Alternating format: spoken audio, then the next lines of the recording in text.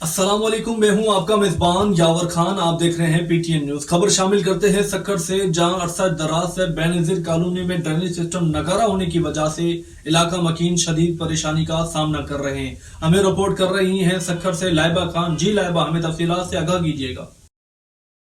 जी, इस वक्त सक्कर के इलाके न्यू पिंड बेनजीर कॉलोनी में मौजूद हूँ, जहाँ सफाई ना होने की वजह से इलाके मकीन शदीद परेशानी का सामना कर रहे हैं। ड्रेनेज सिस्टम ठीक ना होने की वजह से इलाके मकीन गंदे पानी से गुजरने पर भी मजबूर हैं।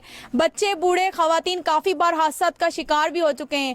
आए हम इलाके मकीन से बात करते हैं और इनका क्या कहना है। जी, आपका क्या कहना है?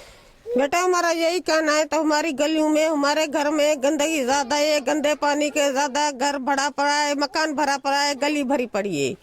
हमारे बच्चे स्कूल नहीं जा पा रहा है।